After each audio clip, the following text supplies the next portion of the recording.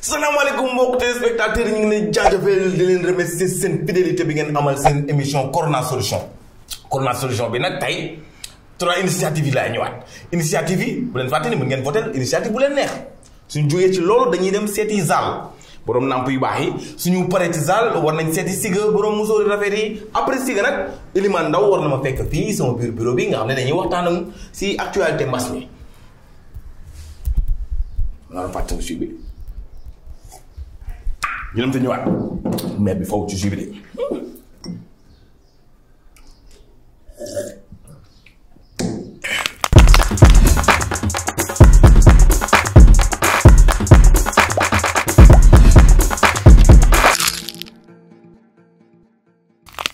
pour tàmbali nag dañuy dem ba Kaolack seeti sunu nampkat international bi ñuy wooyee Zal. Zal naka mu. ku wax loolu. Mister Du Moussa Diollah mais maa ngi cool ngeen. ay ca boog demal. waaye xam nga rek wàcc ci alayaay pour indi la fausse information yi doon am ci corona bi. bonjour. c'est qui ça. lu la jàmm la. man de bi corona bi commencé. ku ma waxoon ne amul ay fausse information doon daw ci suuf parce que Serigne Thiaw càggal ma weddi la. munoo weddi kenn. kon day Ndiaye dama fekk ni dangaa gisul li ma gis rek. ndaxte bi corona bi sosoo dafa am ñu nekk ci réew mi. am na ñu nekk sax ba bitim réew. di leen jox ay fausse information. maanaam ay waxi ku daanu ci seret. xoolal vidéo bi rek. ay nit ñuy sëqat. ñii di daw. ñii di yuuxu. bref loolu lépp. ay fausse ay fake news. mais quel scénario. parce que vidéo bi gis nañ ko 80 000 fois en 48 heures. alors que vidéo bi novembre 2019 la woon. tey noonu ak corona. moo tax bi ñu jugee ci le 2 mars laata 2 avril. am na ñu gëmul woon corona bi. man de mënuma koo gëm. ah maman Selbé pourquoi mënoo koo gëm. corona duggul Sénégal. c'est faux. man ba léegi xaw ma maman Selbé mii nan laa ko war a woowee. nee naa la ba tey de leen ko woowee teel ma rajax. ah man kat damaa waaw. bu ma rusul woon ñi may seetaan de maman Selbé dinaa la wax li ngay bañ. lan la ko suturaal wàllu ni. bàyyil ma suturaal ko rek comme que mag la. laay la laa. ginnaaw ba jugee ci maman Selbé nag. ajaratu Daba Boy ne. am naa ci ay solution sarax yoo xam ne. parce que Serigne Touba Mbacke yaa capable. man ajaratu Daba Boy maa ko wax. ah maman Fatou Laobé dégg nga li tata Daba Boy wax. dégg naa ko. waaye waxi ruube la. man mère bi lu tax mu am fit sax laa xamul. daal Selbé du ma dal kon Serigne Babacar Gaara. xam noppi leew. ak muuraayam bii di sax jinne Maymuna. la ilaha illallah. te man li ma gën a jaaxal ci mère bi ay saraxam du ko wax baa doon la. ñi nga xam ne ñoom laa ko war a wax. njiitum réew mi. ak bonne volonté yi ne ci réew mi. mais pardon vol volonté laa dégg. bonne volonté yi ne ci réew mi. kenn jàngalu leen ngeen nekk ci dëkk bi di xuutal yi yooyu rek ñu baleen ci noonu. man de dossier yépp dossier coronavirus laa ci gën a ragal sax. dossier la boo xamante ne tàng na jërë ci suñuy loxo. ndax dafa bëri ay fausse information. parce que sibiru la rek. waa bii sibiru moom maam fan la am ci àdduna. man de xaw ma ko. man xaw ma maam Gour lu tax du wax lu jëriñ askan bi rek. du ko bëggut du ko def. ndax moom mii kat muy influence Pendo ba Pendo naan corona. dama daa moo koy faj sibiru la dama daa koy faj bu sax sàpp. 6500. Pendo corona du tooy de. Oustaz Iran tey nag leneen laa la bëgg a laaj. leneen loo ma bëgg a laaj. xanaa kon yow li doon riir ci corona bi yëgoo ko. non. kon yow Oustaz Iran dafa mel ni kon yow kat yëgoo dara kat ci réew mi. yëguma ko. déglu laa jàmm la. si biir corona bi dafa am ñu waxoon ne. ubbi leen téere bi. dem ca saar sàngam. fekk fa kawara yonent bi. ku ko naan doo amee feebar bi. waaw loolu nag wóoruma moom. ah nit ñee ko waxoon de. loolu xaw ma ci tus. mais nag buñ gënee respecté mesures yi nga foog ne corona bi du dem. day dem incha allah day dem. kon bu ko defee suñu maam mën naa def ñaan. gis ngeen ah nañu moytu fake news yi du lépp loo gis ci internet bi rek da nga koy gëm nañu gestu gëstuwaat ko.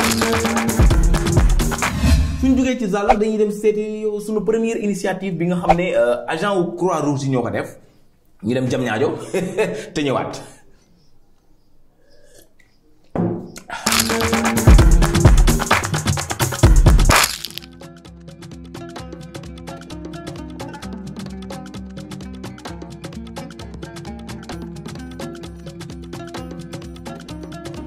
alors ce qui nous a motivé c'est lu ma la wax léegi-léegi damay delluwaat si lu ma wax c'est-à-dire dañoo bokk si benn organisation bu ñuy wax Croix-Rouge nationale Croix-Rouge day organisation boo xam ne da luy objectif am mooy jàmbale ñoo xam ne dañoo nekk si tawat wala nekk si njaaxare loolu moo nekkoon objectif Croix-Rouge léegi mu nampatal ñu si amour boobu noonu amour Croix-Rouge boobu noonu loolu daan doon motivation personnelle pour participer à une solidarité nationale jàppale ñoo xam ne ñi ngi si ay dans des situations vulnérables ñu andi watu leen andi leen suñu ndimbal. Depuis mbas bi mu commencé on était les premiers à venir accompagner l'État du Sénégal pour lutter contre le coronavirus. Alors fierté la su ñun parce que chaque fois dañuy gis impact yu mu def de façon positive yoo xam ne ñun suñuy acte mais même acte yoo xam ne def nañ ko apporté na pour lutter contre Covid-19. activités yu ñu jot a def rek war na ko ni impact positif la def parce que jot nañ fi def ay sensibilisation def rencontre population bi expliquer leen lan mooy feebar loolu benn aspect la xamal leen lan mooy feebar bi lieu de culture mais aussi des lieux de regroupement comme ay rentrées scolaires préparer ay rentrées scolaires hygiénistes yi dama ko dem def des inspections yi mais aussi def nañ ay comme période couvre-feu bi il y avait pas des ambulances ou urgentistes yoo xam ne dina mën a jëlee ñoo xam ne dañoo feebar yóbbu leen ay hôpital mënuloon nekk donc la Croix-Rouge sénégalaise comité local de Diamniadio dañoo jëloon seen moyen comme président bi dafa jëloon benn oto boo xam ne da ko mettre à leur disposition pour ñu malade yoo xam ne au mois du couvre-feu mënuñu woon génn couvre-feu baa ngi fi woon mënuñu woon génn dem hôpital dem jëli leen seen kër pour yóbbu leen hôpital waaw suñu liggéey c'est ñu ngi au début ñu ngi aussi au niveau des centres de traitement au début c'est-à-dire bu ma la waxee au début ñu ngi ay sensibilisation yi au niveau des sensibilisations aussi mesures barrières yi on était au front ñu jàppale population yi expliquer leen lan mooy feebar bi parce que feebar ba mu ñëwee ñu bëri xamuñu lan mooy feebar bi que ce soit du milieu médical milieu sanitaire ñu bëri xamuñu woon feebar bi il fallait des gens yoo xam ne informer leen au moins si feebar bi ñu dem jàkkaarloo dem si rencontrer population bi wax leen lan mooy feebar bi alors loolu moo nekkoon suñu tànk def ay sensibilisation parmi nous aussi am na ñoo xam ne dañoo nekkoon si centre de traitement yi di jàppale voilà que ce soit ay infirmiers lañ wala ay médecins volontaires yoo xam ne élément Croix-Rouge sénégalaise lañ ñëw apporter seen contribution si xeex mbas mi. prochaine étape bi c'est-à-dire au niveau du volet social bëgg nañ Croix-Rouge gën a taxawaat population bi bu ma waxee gën a taxawaat population bi parce que Covid bi am na loo xam ne bàyyi na ko fi soit au plan économique soit au plan social bu nañ koy Croix-Rouge ñu dooleel ko ba mun a jàppalewaat population bi mais aussi données yoo xam ne recruter nañ ko données yoo xam ne jël nañ ko si Covid bi bëgg nañ données yooyu noonu bu nañ données yoo xam ne données yu nul la mais pouvoir public yi bu ñu mënoon utiliser données yooyu doon exploiter ko loolu suñuy mbébét la aussi renforcement capacité bëgg nañ élément Croix-Rouge yi gën a renforcer seen capacité parce que kenn xamul ni mbas mi mel nii kañ la fiy ñëwaat léegi bu ñu la renforcer seen capacité di leen permettre au moins mbas bu ñëwaatee ñu mën a jànkoonte waa Croix-Rouge nag yéen gàcce ngalama parce que gis nañ seen taxawaay ci mbas bi gis nañu da ngeen di dem en contact direct ak maladie mais quand même yéen a ngi jël seen matuwaay fi ngeen ko téye foofu la de. su ñu ci yéen nag dañuy dem seeti Siga naka mu nama naa de waaw mais loo ñu andi tey. tey nag maa ngi fi nga xamante ne nii mooy Technopole Pikine donc ki may seet si muy Serigne Khadim Niang ñu bàyyi ko rek mu wax ñu lan la ñuy indil tey. maa ngi tudd docteur Mar Fall pharmacien de formation à l'université Cheikh Anta Diop de Dakar ci département de pharmacie def sama thèse ci les plantes médicinales précisément Dialium guinéense muy solom bi ñu gën a xam ci Sénégal. ci daara Cheikh Anta Diop bu Ndakaaru am na département de pharmacie ak benn laboratoire boo xam ni ñu ngi yëngu ci wàllum botanique ak pharmacognosie boo ko déggee mooy lépp lu jëm ci wàllu plante médicinale. ci plante yooyu noonu étudiants yi di fa dem di fa jël thèse yenn plante la ñu gën a di jël pour def ay recherche approfondies. jëfuñu recherche ci toutes les plantes mais yi gën a siiw lu ci mel ni li ñuy tuddee hibiscus sabdarifa muy bisaab bi wala Nguera sénégalensis muy ngeer bi ñu xam ci Sénégal wala Aphania sénégalensis bi ñu gën a xam ci xewar wala Cassia italica bi ñu gën a xam ci comment dirais-je Mbanta Cassia occidentalis Mbanta mbaare bi nga xam tam dañ koy utiliser ci yenn feebar yu mel ni paludisme wax naa la maa ngi liggéey ci solom nga xam ni plante la boo xam ne aussi mën na def ay vertu ci ñi am problème mu jaare wala ñi am problème mu bronchite donc plante yi daal chaque année daal il y a 30 d'étudiants yoo xam ne dañ fa jël suivi pour liggéey ci plante yooyu noonu. tey ak situation Covid bi niñ ko gisee ci biir Sénégal mu amoon ay recherche yoo xamante ni defoon nañ ko ba ñuy wax ni ko OMS sax jot na ko approuvé muy plante artémisia bi nga xamante ne ni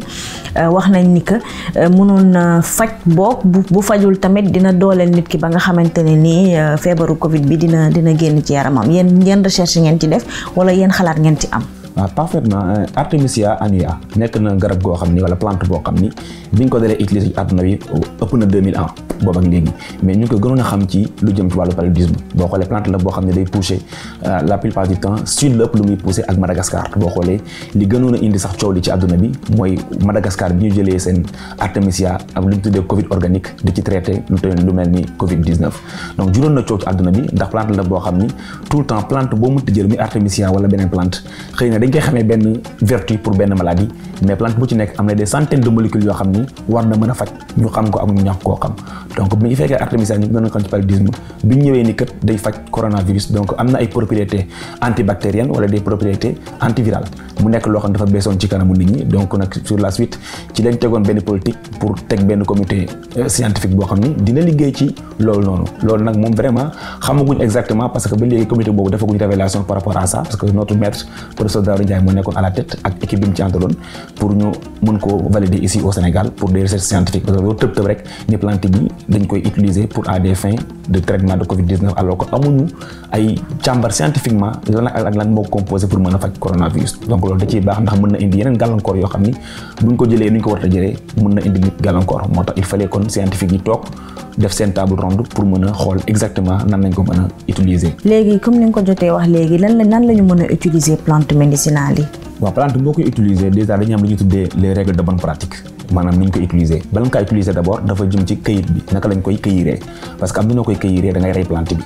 boo fa bàyyee boo utiliser pivot bi bàyyi fa racine secondaire yi mën nga rey plante bi boo paree ci këyir bi da ngay dem ci séchage da nga koy séché li nga xam ne ñu bëri nag mooy indi erreur bi boo koy séché da nga koy séché dans l'ombre doo ko séché fu am soleil ndax rayon soleil yi day rey ferñeent yi nga xam ne moo war a fàcc donc dañ koy séché foo xam ni amul soleil pour mën ko utiliser boo ci paree itam yaa ngi bon dosage selon pratique yi ñi am na ñoom selon leur religion selon leur ethnie am na ku ci nekk ak praticien bu ci nekk ak recette di nga koy utiliser mais quand même ñu xool dose boo xam ne mën nañu koy utiliser ba nga xam ni du indi gàllankoor ci wér-gu-yaram nit ki maanaam mu indi toxicité ci biir yaramam mais daa am dosage boo xam ni mën nañ koy utiliser donc il faut que moom collaboration entre pharmaciens yi ak praticiens yi ñu xam nan lañ koy doser ndax ñoom xam nañ garab yi faj mais dose bi exactement moo indi problème tout le temps et que dose bu ëppee rek mën indi gàllankoor. Doudou li laa la indiloon tey nag ci sama chronique bi nga xamante ni mooy médecine traditionnelle tey ci suba dem naa ci docteur Marfal mu waxtaan ak ñun ci plante yi gis ngeen li mu indi ak li mu wax ci li nga xamante ni mooy suñu thème du jour donc ma leen di jox dig daje beneen yoon ci beneen chronique.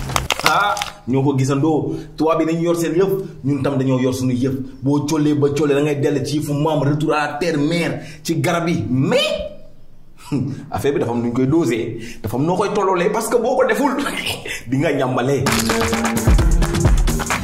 suñu jógee ci suñu ñoom maam dañuy dem xooli suñu deuxième initiative bi nga xam ne production de gel la ñu ngi koy defee ba Ziguinchor ñu dem Ziguinchor te ñëwaat gaaw. mais lii la la.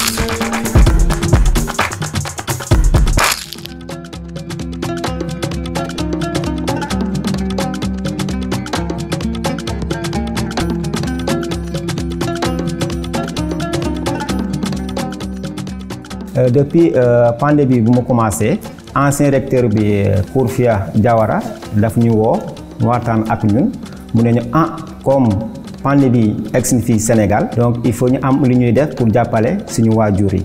Il y avait 10 jeunes donc ñu ñëw ñu waxtaan ak ñoom ñu woon ni ñu koy defee comme déjà ñun loolu mooy suñu liggéey ñu def ko léegi mu ne ñu mais lii la donc dañuy def pour jàppale suñu waajur donc soo leen mënee porter volontaire ngeen préparer gel bi pour jàppale population bi day baax ñu mobiliser wu ak département bi ak suñu profit yëpp encadré yëpp ñu ñëw def ko.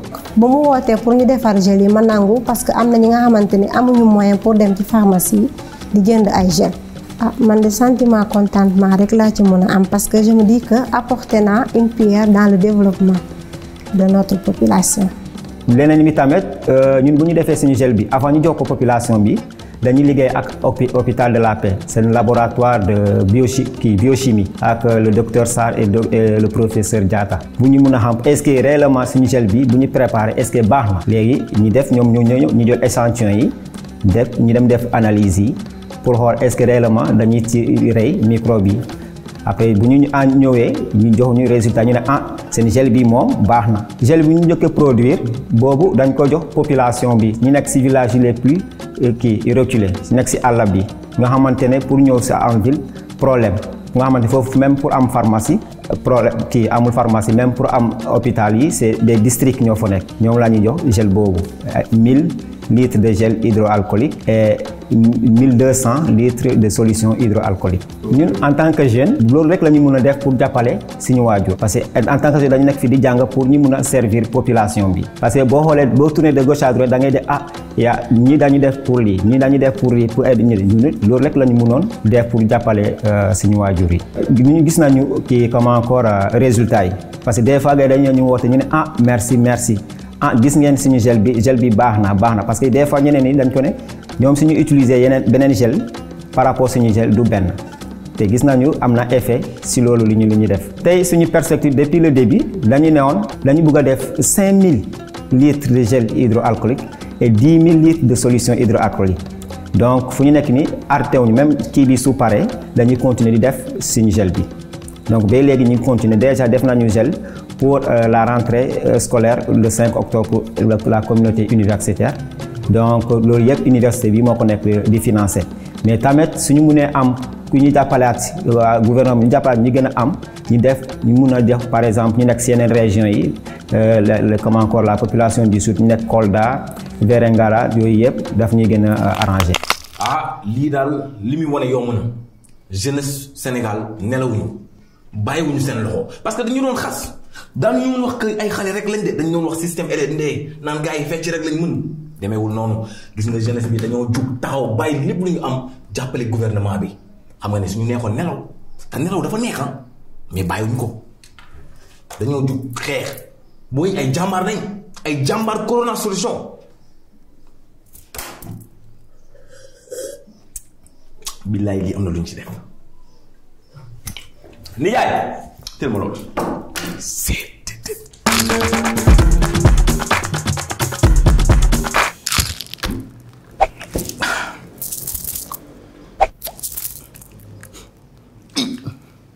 communiqué ministère de la santé wuy yaay yow cas communautaire yi waaw kay Doudou loolu de moom bi rek toogal am gel am masque naka mu ça va Doudou sant non man de damaa tiit yow gis nga cas communautaire yi mais man yow corona bi nan la chamboulé àdduna bi nan la ko yëngalee gis nga tiit bi nga tiit nii ba ñëpp di ko ressentir loolu la tiit boobu ñëpp noonu lañ tiite woon au début du coronavirus àdduna bi yëpp même Sénégal communiqué du ministère de la santé bokk na si nit ji gënoon di xaar tiit boobu nag dafa dem ba même suñu dirigeants yi ak les grands scientifiques dafa répercuté si seen décision si seen i discours président Macky Sall yaa ngi ko doon dégg mu naan nouvel ordre mondial scientifique yi ne àdduna bi ñu jëm du bokk ak àdduna bi ñu nekk ni àdduna boobu nag njiit yi ak scientifique yi doon dëgmal mu ngi ni àdduna bi la. ñëpp xool loolu te ñëwaat. su ñu jógee ci mbas mi wér gi yaram bi day doy ci réew yépp amul ku am wala ku ñàkk am ku feebar dina faju ci lu yomb xiif tamit dina wàññeeku bu baax sooy xool jamono ji ñu toll ci lu jege milliard ci doomi aadama ci àddina wërngal këpp suñu xiifee duñu am lu ñu lekk. suñu sukkandikoo ci programme alimentaire mondial loolu nag day jeex tàkk njàng mi itamit mucc ayib gëstu bi ñu jox ko gëdd bu mag nouvel ordre mondial bi président Macky Sall di laaj réew yi bàyyi rawante bi te jàppalante réew yu gën a naat di dimbali réew di des ginnaaw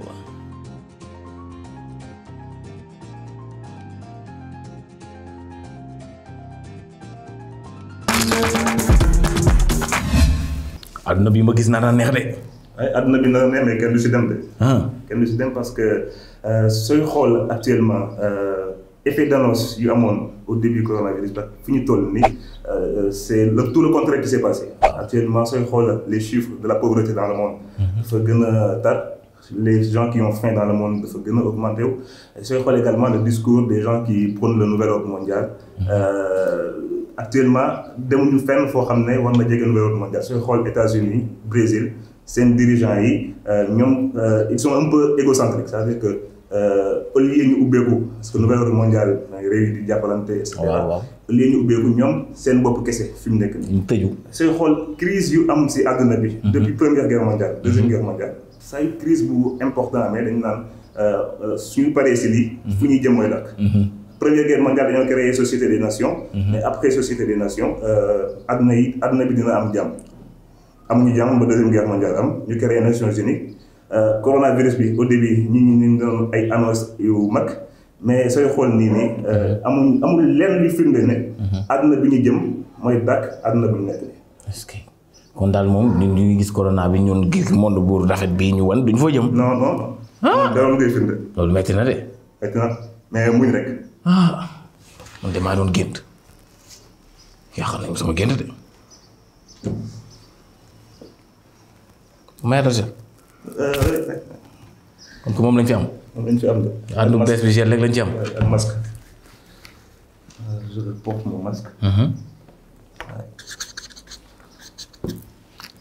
nii di man daal loolu nga ma andiloon. ah merci ñu ngi lay remercier si sa passage si sama plateau bu yaa bi dina jaajëfal kontaan naa ci yow de. jaajëf waaw dundal de bëggoon naa nuyu rek mais xam nga affaire yi nu mu fa demee wóorul. waaw wóorul comme que def nga gel non mais tey wóorul rek ma tey wóorul waaw. waaw jaajëf yow jaajëf xool mën nga dem balaa ma lay pincé wóorul de demal distance sel jamais sûr. Bon, revenons à nos bali. Bon sama gars yi su ko defee dañuy dem xooli suñu troisième initiative bi nga xam ne mi ngi xewee ca Fatick plus précisément ca Némaba.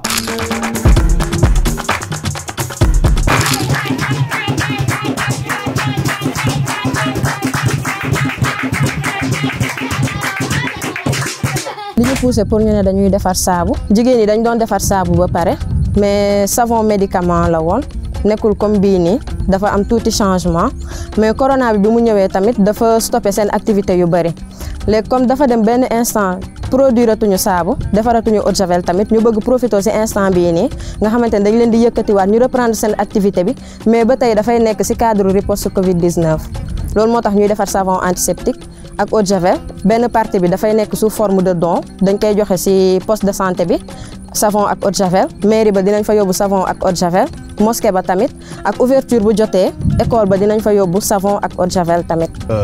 dañu nekk fii mu am benn feebar mbas mi ñëw bi ñuy wax coronavirus bi mu ñëwee arrêté ay activités yu bëri yàlla def ñun ñu am ay jigéen yoo xamante ne vraiment ay jigéen yu jàmbaar lañ biir corona bi yëpp bàyyandeku ñu ñëw di jéem a defar seeni saabu par ay groupe de 5 groupe de 6 di defar seeni kii parce que booba temps dañu tere woon rassemblement bi.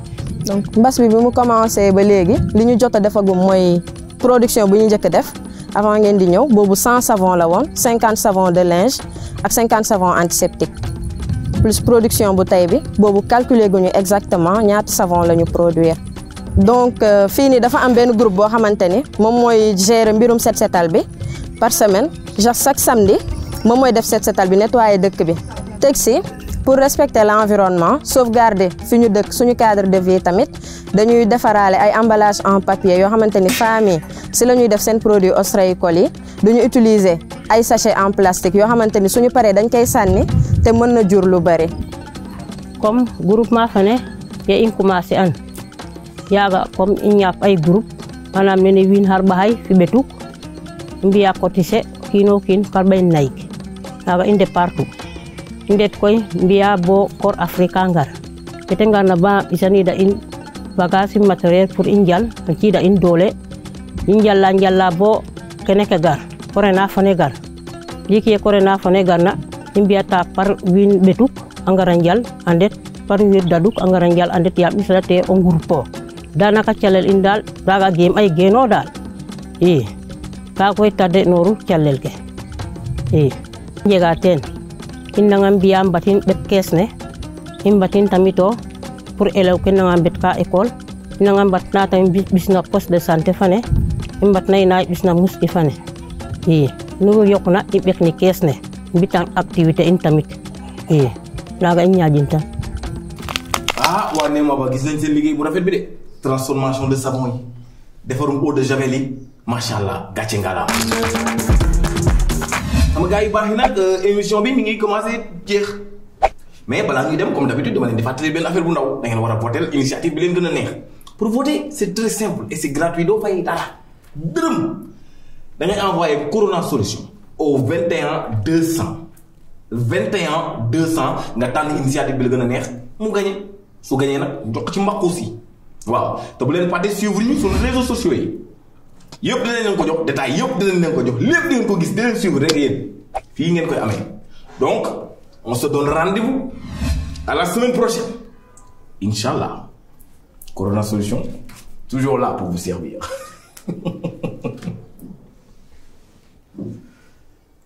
Donc